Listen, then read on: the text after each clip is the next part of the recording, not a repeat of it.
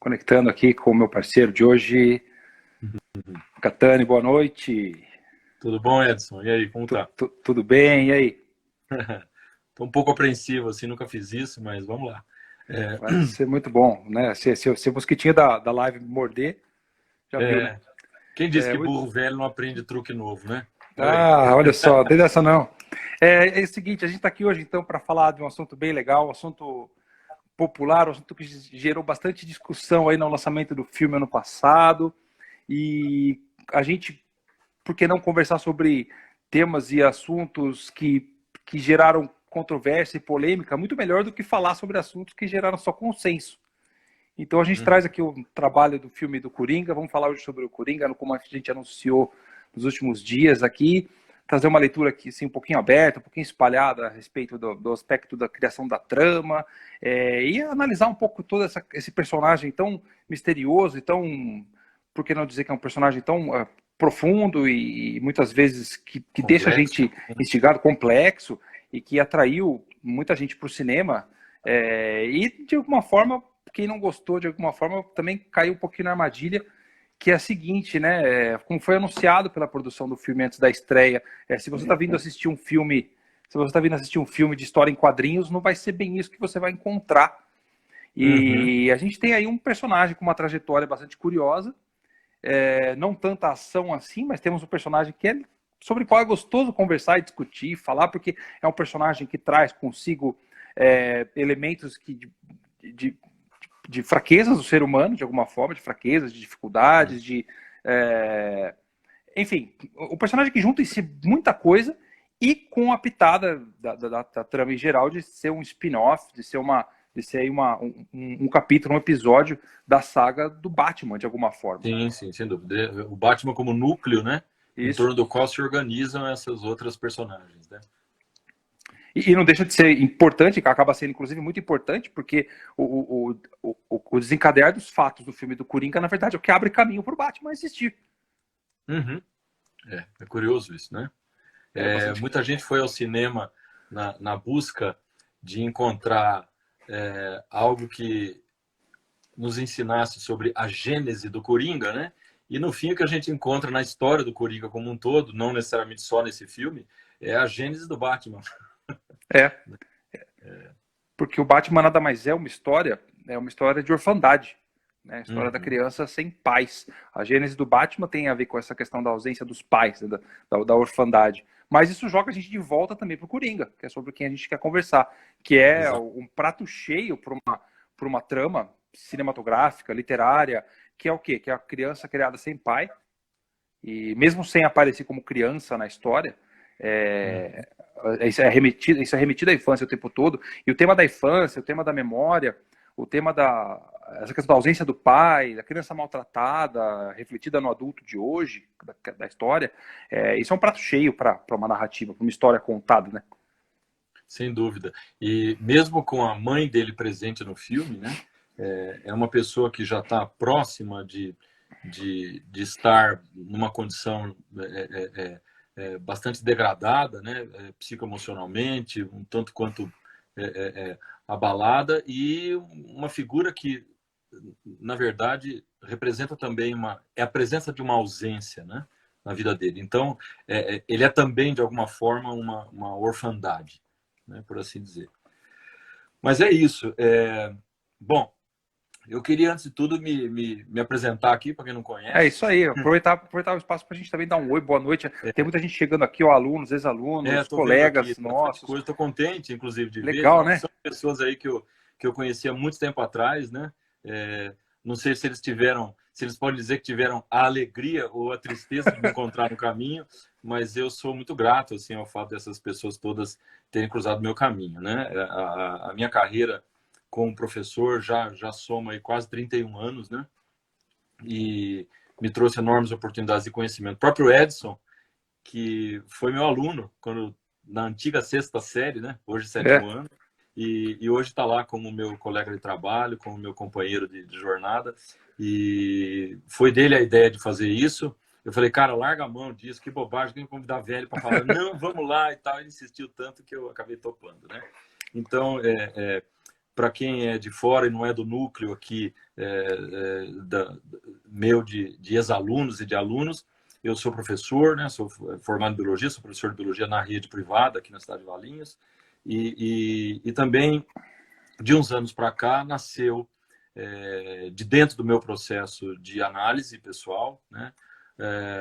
Um desejo que certamente se escondia há um bom tempo dentro de mim de me tornar psicanalista, né? E foi então que comecei a buscar a formação, o estudo é contínuo, por isso que inclusive está no meu perfil lá, né? Que é um psicanalista no devir, né? Porque muito mais do que uma formação, é um processo. Enfim, e estou muito contente de estar aqui. Ninguém vai fazer psicanálise de ninguém aqui, nós só vamos conversar sobre Essa não é a ideia, e acho que é legal Não, esse seu depoimento pessoal, porque e nós, como educadores, acreditamos nisso, né? Nós nunca estamos prontos, né? Sem dúvida. Então você é uma prova disso também, correndo atrás, e, enfim, tentando um complemento de algo que você buscava, isso é muito legal. E se alguém tiver alguma pergunta pra gente, lá no cantinho de baixo da tela tem o quadradinho com a interrogação, é só clicar lá, mandar pergunta, a gente depois joga pra tela aqui lá na frente, e a gente pode discutir, fiquem à vontade, ok, pessoal? Aproveitem. E, enfim, esse filme que a gente está falando, então, do Coringa, ele teve um investimento muito grande, a Warner produziu o filme, e ela queria, de alguma forma, correr atrás do prejuízo com relação a Marvel, Disney, né? Então ela investiu bastante no filme, com teasers, com tudo isso. Ela fez, inclusive, o filme se passa mais ou menos, supostamente, no comecinho da década de 80. Então ela fez o logotipo... Final dos anos 70, isso, final dos por anos ali. 70, começo de 80, né? A Warner usou o logotipo dela, assim, usou o logotipo dela de 1980 para divulgar o filme. Então foi feita uma atmosfera muito grande, o que atraiu muita gente, o que também, às vezes, acabou sendo uma coisa que, pá, chateou, caramba, né, pô. Esperava mais, e a gente tem que discutir isso de alguma forma, porque se você tem muita ação, tem um filme de ação de super-herói e tal, não é um filme de super-herói, não é um filme de ação. Concorda? Tem uma questão interessante nisso daí, que é assim, né? Claro que isso não é não é um tudo ou nada, nem um sim ou não, né? Mas, de uma certa forma, é meio que uma escolha na hora de construir a narrativa, né? De você fazer um investimento ou na ação, num caso como esse, né? Ou na construção da personagem, né? E felizmente, eu acho, para quem gosta de cinema e para quem tem interesse no assunto, a escolha do Todd Phillips, no caso, que é o diretor, né? Foi a construção do personagem, né? Um ator excepcional, que é o Joaquin Phoenix, né? Que fez uma daquelas coisas mirabolantes lá que atores de Hollywood fazem, né? Que emagreceu mais de 20 quilos para poder fazer o papel. 20, o oficial é 52 libras, que é 26 quilos, mais ou menos. Isso. E é interessante isso, assim, até tem uma possibilidade de ler isso psicanaliticamente, né? Quer dizer, de entregar, de alguma forma, o próprio corpo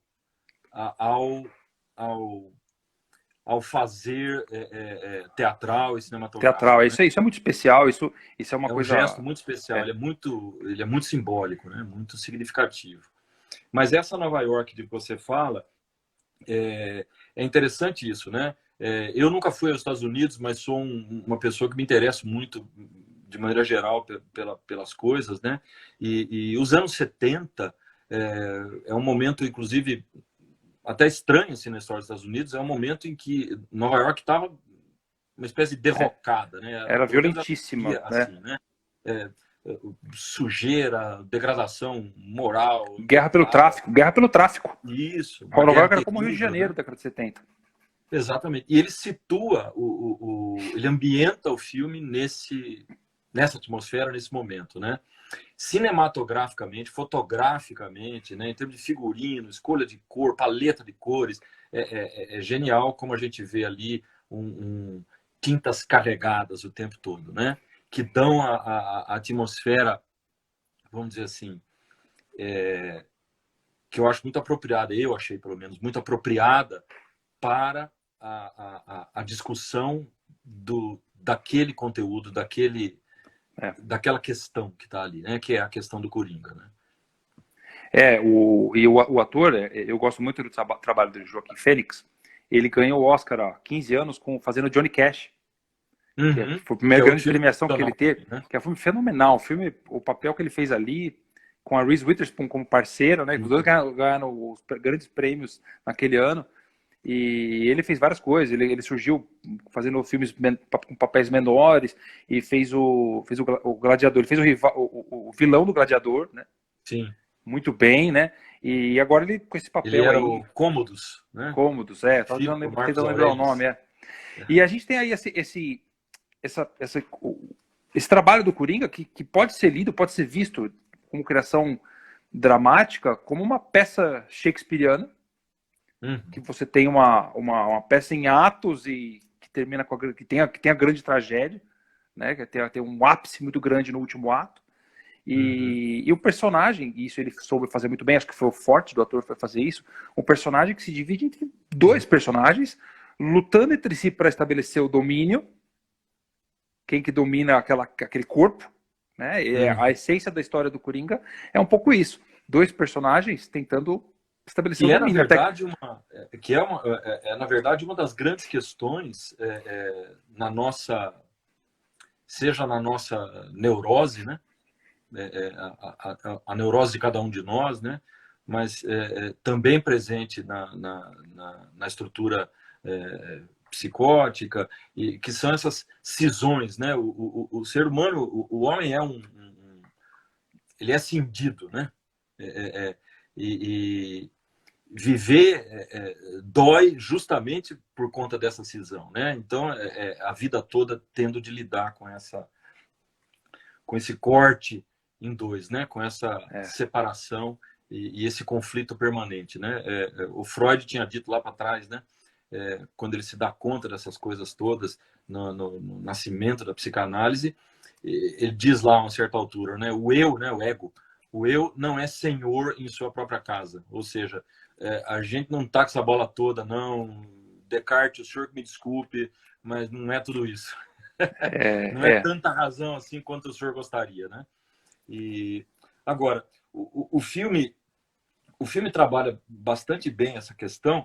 Eu acho que é interessante lembrar aqui de que o filme do Coringa não é o único, né? Mas é um filme que, embora ele não fale disso explicitamente, mas logo no começo tem uma fala do Arthur Fleck, né? O personagem vivido pelo Joaquin Phoenix. Isso.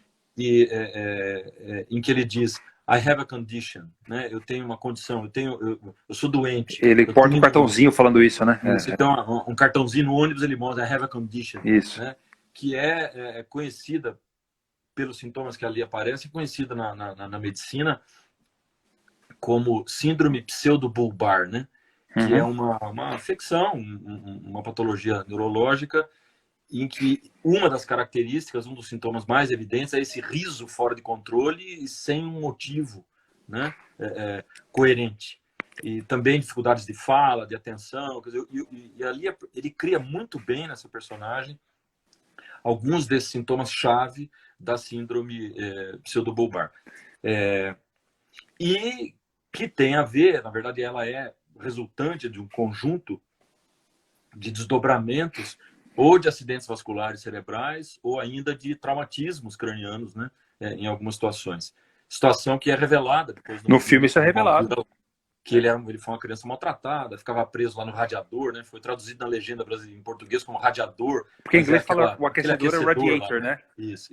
Radiator, é o aquecedor, né? O aquecedor. Levava pancadas na cabeça e tudo mais. Bom, agora, eu fiz umas anotações aqui enquanto estava revendo o filme e estudando um pouco a questão que eu queria trazer aqui. Eu acho que um ponto interessante da construção desse personagem é assim, pode não parecer num primeiro olhar nosso, né, num olhar mais superficial e menos cuidadoso, mas o que está acontecendo ali, ainda que de modo não deliberado da parte dele, me parece ser uma espécie de investigação sobre si, né? Um questionamento. Quem eu sou? Quem é meu pai? Quem é minha mãe? O que é isso aqui? O que está acontecendo? Por que eu sou assim? Né? E o que ele se dá conta muito, muito depressa, e sempre na vida, porque viveu isso, né? Dá para perceber claramente no filme, até em falas dele, são dois aspectos que eu acho importantes. Primeiro, eu não existo. Ele se percebe assim. Eu não sou ninguém. Eu não sou ninguém. Eu sou invisível. Eu não existo, né? Nem como palhaço. Nem como palhaço. Até palhaço deu errado. Aliás, começa dando errado na primeira cena, né? Isso. Dá errado na primeira cena, depois ele tenta ser um comediante de stand-up, ele não consegue fazer rir, e nem com as crianças do hospital ele consegue, porque ele acidentalmente derruba aquela arma. Quer dizer, a vida dele é uma coleção interminável de fracassos. É isso mesmo. Né? Então, assim, eu não existo, eu não sou. Né? Eu não tenho... psicanaliticamente, eu poderia dizer assim, eu não sou o outro de ninguém. Eu não sou o objeto do desejo de ninguém. Né? E o outro ponto, segundo, que é muito marcante e saltou muito aos meus olhos, é a questão do absoluto desdém, descuido e negligência da nossa sociedade, isso não é de hoje, né? Com a saúde mental. Né? Quem o atende é uma assistente social visivelmente mal paga. Né? A ponto, inclusive, com certo descaso, a ponto que ele percebe. Quando ele perceber, repete para ele sempre as mesmas perguntas, ou seja, ele também não tem uma escuta. Ele não tem um lugar no mundo, ele não é o outro de ninguém e ele não tem uma escuta. Ele diz isso para ela: você não está escutando nada que eu estou falando, né?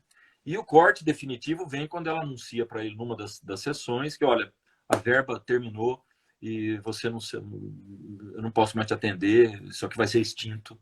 E é o último saquinho de remédios que ele volta para casa, né? E ali, acabando o remédio, a coisa desanda mesmo, né? Isso. Aí os medicamentos vão acabando e tal. E aí ele vai, pouco a pouco, descendo nessa espiral que, paradoxalmente, é também um trabalho investigativo sobre si próprio. Mas falei demais. E o que é interessante nessa construção que vai surgindo, nessa investigação sobre o personagem, é que você, o resultado que vai surgindo disso não é um personagem perverso. A gente espera encontrar a perversidade, a gente espera encontrar a vilanesa, a gente espera encontrar, por isso que a gente fez a questão sobre o vilão com interrogação, a gente espera encontrar a criação de um grande vilão perverso e diabólico, que trama os seus ataques. Na verdade, não é isso bem que acontece. O que ele faz, a primeira reação que ele tem quando ele fica dono de si com a maquiagem, com a pintura do Coringa, é dançar. Ele dança, ele movimenta os corpos como ninguém. Aí isso até parece que foi um critério para a escolha do ator, inclusive, que tinha muita facilidade nos testes com essa parte que é importante. Quando ele está antes de entrar no programa de televisão do Murray, que é um personagem, inclusive, muito importante, ele está atrás da cortina. O que ele faz? O que é a última coisa que ele faz antes de encarar esse ato final do filme? É dançar. Ele mexe o corpo, ele dança.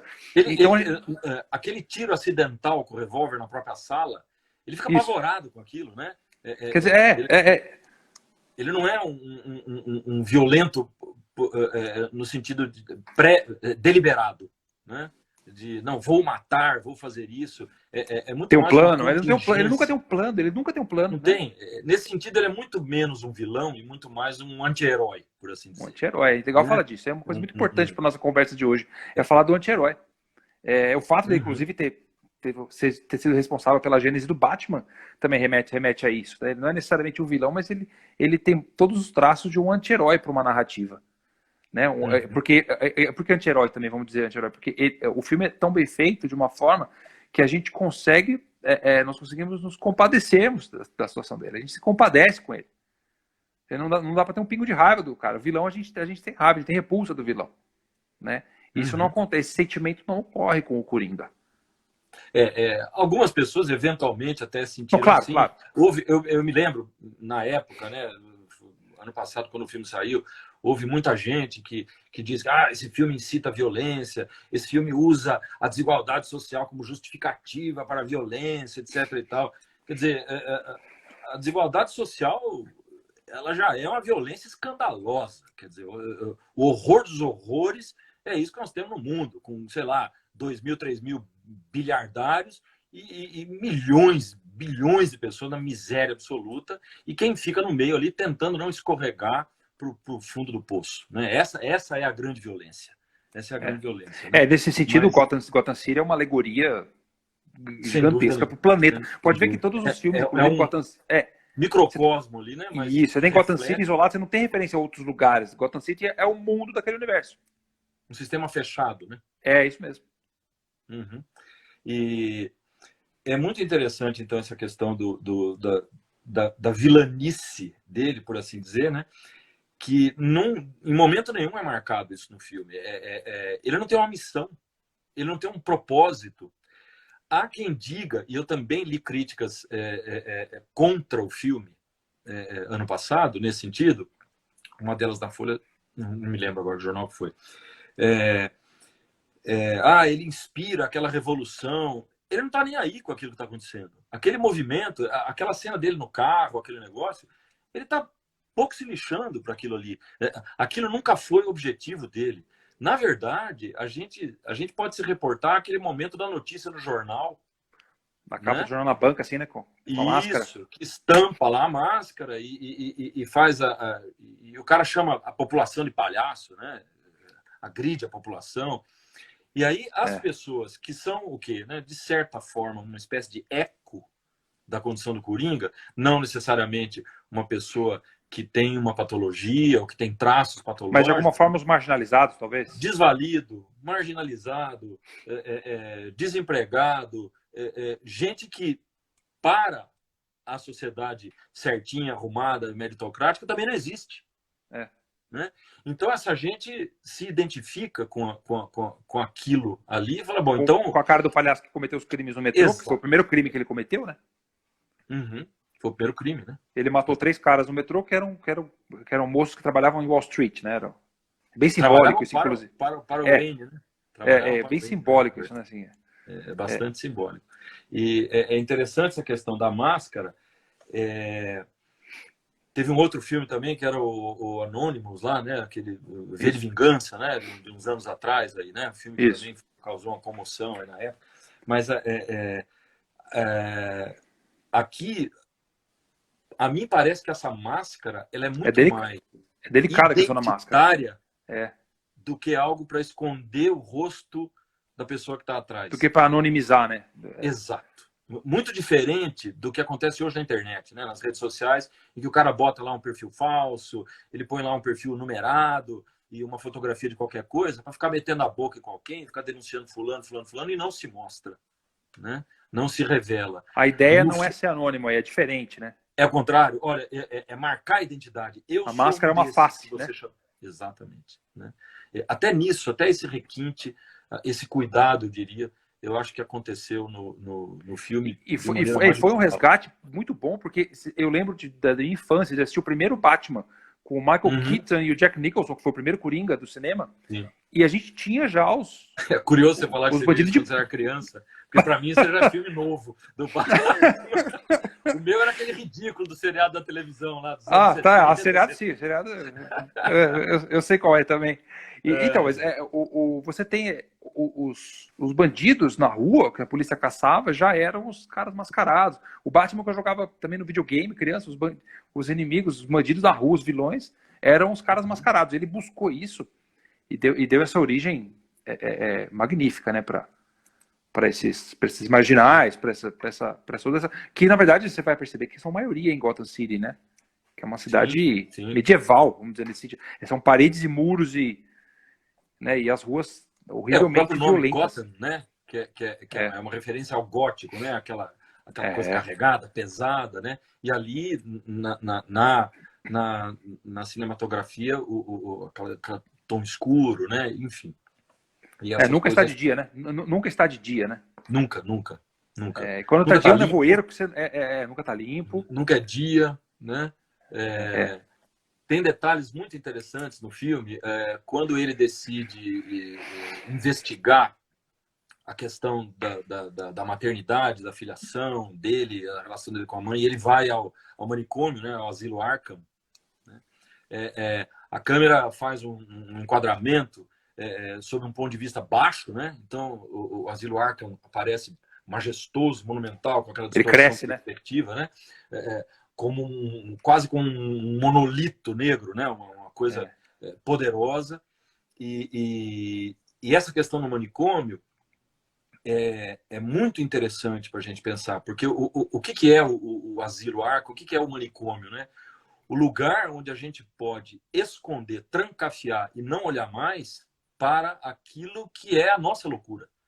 aquilo que nos é estranho, aquilo que não se encaixa, né, no modelo racional, no modelo, vamos dizer, cartesiano, né, Cartesiano. enquadradinho de sociedade, que não respeita essas rupturas. Eu me lembrei agora de um trecho do... Eu li há muito tempo O Alienista, do Machado, né, esse monumento da literatura, né, e reli algumas vezes, reli recentemente, quando ele bota o mundo para fora da Casa Verde lá, né, já limpou o manicômio, durante aquele tempo todo ele foi fazendo inúmeras anotações, e aí ele mergulha sozinho, trancado lá dentro, naquela biblioteca, numa revisão de todas aquelas anotações, e se faz uma pergunta e chega a uma conclusão interessante, né? Ele se pergunta assim, mas deveras estariam eles doidos e foram curados por mim? Ou o que pareceu cura não foi mais do que a descoberta do perfeito desequilíbrio do cérebro, né? E cavando por aí abaixo, eis o resultado a que chegou o alienista. Os cérebros bem organizados que ele acabara de curar eram tão desequilibrados como os outros. Sim, dizia ele consigo, eu não posso ter a pretensão de haver-lhes incutido um sentimento ou uma faculdade nova. Uma e outra coisa existiam no estado latente, mas existiam, né? Então é um reconhecimento, veja a genialidade de Machado, aí, já em época tão passada, né?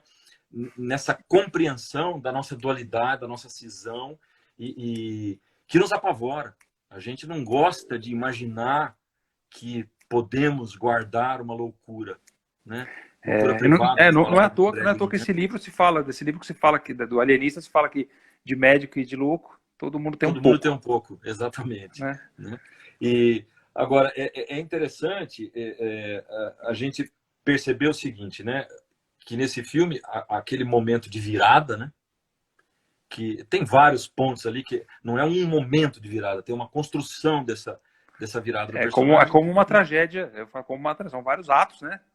Mas sem dúvida nenhuma aquele momento do banheiro ali, né? Em que ele faz... Aliás, aquilo é um improviso do ator, aquela dança no banheiro, né? Aquilo não estava no script, né? Ele fez e ficou bom. Fez, foi rodando e o Todd falou, não corta, bora gravar isso aí. E, bom, depois ele... E a partir dali, ele toma duas decisões importantes, né? Ele vai ao hospital e mata a mãe. Né? Mata a mãe, lá vem Freud. Veja bem, o que ele diz naquele momento é muito significativo, né? A mãe eu chamava de Happy, o apelido dele era Happy, né? Isso mesmo. Você é feliz, você é feliz. E ali é o momento em que ele fala, então, eu não fui feliz em nenhum momento da minha vida. Para de falar isso, mãe, pelo amor de Deus. Isso é o que eu sou. Isso é o que eu sou, né? Agora eu me dei conta de que isso é o que eu sou. Eu sou isso daí e tá tudo bem. É assim mesmo, né? Vale mencionar, desculpa te interromper, e o momento seguinte, talvez que seja bem valioso, por que ele vai atrás do Murray, né, o apresentador de TV, o Murray, isso, ele vai ao programa. Ele vai atrás do Murray porque o Murray é o cara que simboliza, é o cara que decreta, que simboliza com o seu dedo, com o seu programa de televisão, quem que é quem. O Murray é o cara que determina que ele não é ninguém. Exatamente. Primeiro, e ele joga com a mesma pessoa, né? Ele Sim. Primeiro, ao chamado da plateia, quando ele era audiência, ele chama aqui, dá um abraço, né? Ele imagina indo lá, ele assistiu o programa com a mãe. Isso. E tal. Ele encontra ali uma figura, um rasgo de figura paterna que ele nunca teve, né? Dando uma atenção para ele ali, vem cá. E o mesmo cara depois o ridiculariza. E ele vê isso na TV do hospital. Cai uma ficha gigantesca nesse momento aí. Somado com a ausência dos remédios, e enfim. E aí o que ele faz é acabar com esse sujeito, né? Ele mata esse sujeito, nesse momento ele se consolida como eu vou dizer aqui outsider, mas você que é professor de inglês, você me corrija, né? É um cara que está à margem, né? E aí ele consegue ser ouvido. É curioso isso, né? Quer dizer, o que a gente faz com a loucura? A gente tranca a loucura no manicômio. A gente pode falar outsider e a gente também pode falar outcast. Ele pode outcast, exatamente. Um outcast também pode ser. Excluído. E aí ele passa a ser ouvido. Aí ele passa a ser visto. Né? É bastante interessante. É um poder de reação não calculado. É importante, isso é muito relevante dizer. Não é calculado, ele nunca planeja, né? Eu vou fazer um negócio. Não, de maneira alguma. Querem ver quem que eu sou agora? Não tem o querem ver quem que eu sou, não tem dessa. Tanto é que ele vai embora do carro de polícia, preso, sem resistir nada. E aí, quando a gente se dá conta, talvez nem ele se dê muito conta, gerou um movimento nas ruas gigantesco, né? Ele assume uma liderança sem querer de um movimento. Ele em si não assume, né? Ele é Assume assim, meio eu digo, que ele cai, exaltado, né? Mas ele isso. encarna isso.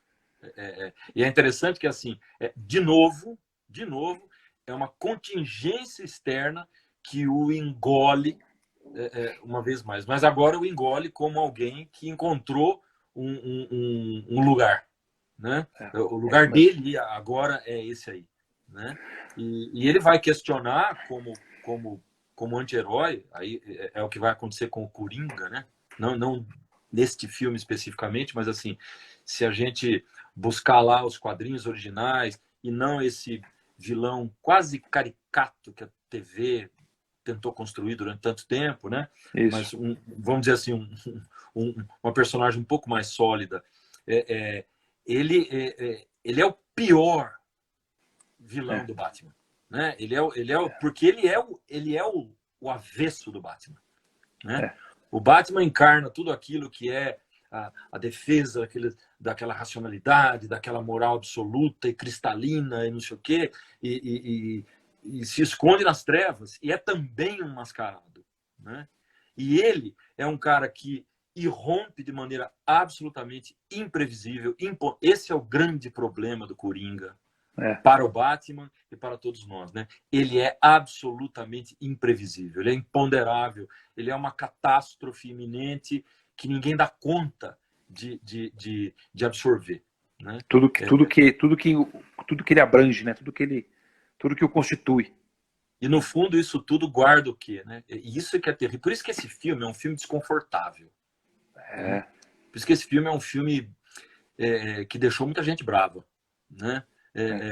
Eu acho que é um desses poucos filmes que não tem gente que gostou mais ou menos. Ou você detestou, porque você foi lá esperando uma coisa e não tinha, ou então gostou muito, porque nessa loucura toda, né, nessa coisa toda dele, tem um núcleo ali de verdade que é a verdade de todos nós. É isso mesmo. Bastante interessante, né? Eu tô vendo que tem bastante gente chegando aqui também para nossa conversa. Gente, se alguém tiver pergunta, tem o quadradinho aqui embaixo. Tem aqui o ponto de interrogação aqui embaixo, no cantinho da tela, o quadradinho. Dá para mandar pergunta por ali, que a gente abre aqui na tela e tenta trocar uma ideia. Tô vendo bastante comentário, bastante gente contribuindo aí para a nossa discussão. Vale lembrar, o Coringa não é um filme para crianças, é um filme pesado, é um filme que lida com as questões de forma aberta. Há derramamento de sangue, há bastante violência. Há uma violência ali que não é... Isso é um cuidado interessante, eu acho, desse filme. Há uma violência ali que não é uma violência gratuita. Eu ia falar isso, não é gratuita. Não é uma violência gratuita. Pela violência. Não é a ação pela ação. A ação que acontece é uma ação que tem um papel na construção da personagem, da história, né? E para mim, ao menos para mim, a cena mais violenta de todo esse filme é a agressão que ele sofre logo no começo. É bem... Porque é de criança, né? Não é a morte, não é o tiro que ele dá nos caras. Para mim, né? Claro que cada um tem uma maneira diferente de ver. Mas aquela agressão ali, absolutamente gratuita, é algo muito impactante, né? E essa coisa da saúde mental, que eu acho que talvez seja o grande motivo da gente ter escolhido esse filme para falar, né? A saúde mental não é uma bobagem, né? Pela saúde mental. E a gente que tem... Eu passei a vivenciar essa questão da prática clínica, né? A gente percebe assim que as pessoas precisam muito de escuta, né? De uma escuta atenta, de uma escuta acolhedora. E é engraçado, esses dias mesmo circulou por aí um meme, né? Que a gente costuma usar a expressão quando você quer ofender alguém, você fala, larga a mão, vai se tratar, né? Como se isso fosse diminuir a pessoa, né? Veja, a gente dizendo assim, você é louco, vai embora daqui, né? Quando devia ser o contrário, quer dizer, vá se tratar, que eu vou também. E todo mundo tinha que se tratar, todo mundo tinha que poder se tratar, né? Pois é. Porque é autoconhecimento, melhorar como gente, né? Como pessoa, enfim. Eu vou colocar na tela aqui a pergunta do João Corsini. Tá Vamos aqui lá. para a tela. Olha só, como analisa a maneira que Thomas Wayne trata o Coringa no banheiro do teatro? Não sei se quer responder alguma coisa aí. Eu tenho Eu as minhas acho assim, hipóteses, mas são eu acho só que na verdade hipóteses. é uma pergunta que não fica tão bem respondida no filme, a questão da paternidade. A gente vai embora com essa dúvida, essa dúvida não vai ser resolvida. Então eu acho que essa conversa serve para isso e para mostrar, na verdade, a covardia. A covardia Eu tenho, do que ele representa, né? concordo, fica aberto. A gente pode pensar, por exemplo, que esse esquema todo da adoção, dele ter sido adotado pela mãe, foi um documento que ela foi forçada a assinar pelo próprio Wayne, né? Porque ele talvez tenha sido de fato filho dele e dela numa relação abusiva que ela teve com ele, né? Primeiro como empregada na casa e muito provavelmente, não dá para afirmar, abusada também sexualmente por ele, né? E o fruto disso teria sido ele. Pode ser que ele seja adotivo mesmo, né? Não sabemos. Isso não fica claro para mim. Agora, aquela situação ali, ela pode representar muitas coisas, né? Aquela coisa da cisão entre as classes, a classe dominante e a classe dominada, os desvalidos e o cara que é milionário. E ele fala isso, vocês não gostam, pobre tem raiva de gente rica, que é um discurso que esse discurso não é de Gotham City. Esse discurso a gente escuta toda hora, né? Só porque eu sou rico, eu sou malvado, etc. E tal. Bom, aí vão várias interpretações possíveis, né? Mas o que eu acho dessa cena é isso. O Wayne não lida também com essa situação, não consegue.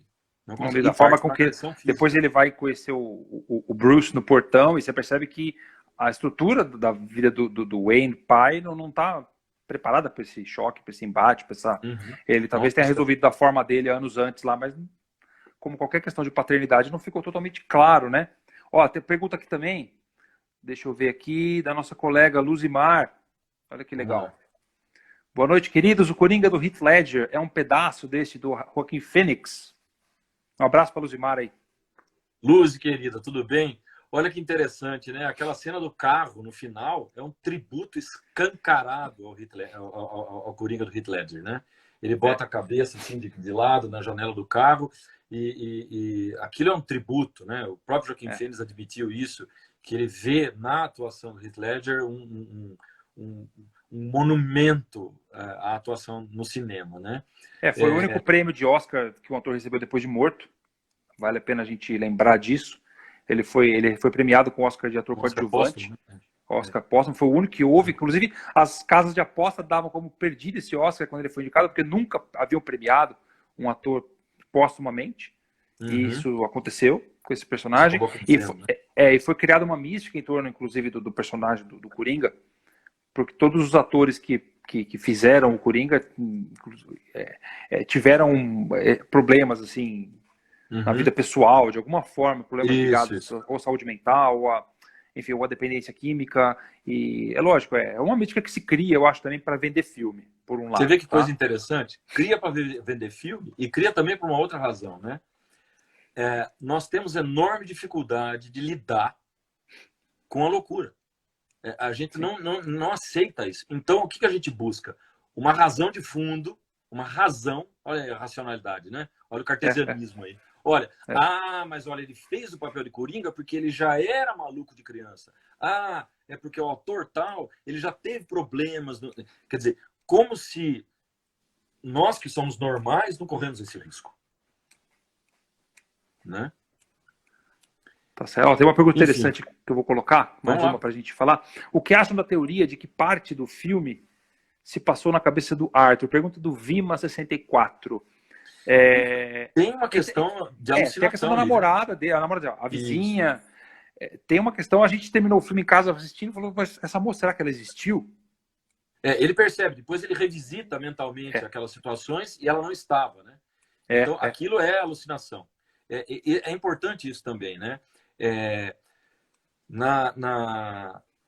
Eu particularmente, eu não considero assim um psicótico de carteirinha, né? Mas ele tem traços psicóticos. Aliás, todos temos, né? Traços de neurose, de psicose. O que ele não é de maneira nenhuma, e você destacou muito bem isso no começo, é um perverso. Ele não é um perverso. O perverso não alucina. O perverso sabe muito bem o que está fazendo. A empatia dele é zero, né? Não é o caso do Coringa. Ele sofre. O perverso não sofre. O perverso não sofre. Por isso que perverso nunca vai procurar terapia nem análise, né? Não tem. Quem vai procurar é neurótico, né? E psicóticos, né? Ou que tem traço psicótico. Interessante. Mas é interessante isso. Então, aquela situação dele com aquela moça, ela com ele no café, no cinema, aquilo é alucinatório, é um episódio alucinatório, né? Ele não vive num mundo alucinado, né? Por isso não é um psicótico de carteirinha, mas aquilo é claramente um episódio alucinatório. Então, esse trecho seguramente se passou na cabeça dele mesmo. Muito bom, muito bem, muito bem. A gente agradece a todos que estão mandando mensagem, todos que estão mandando um alô aí. Então, oportunidade muito legal de encontrar bastante gente aí das escolas, amigos, colegas, muito interessante.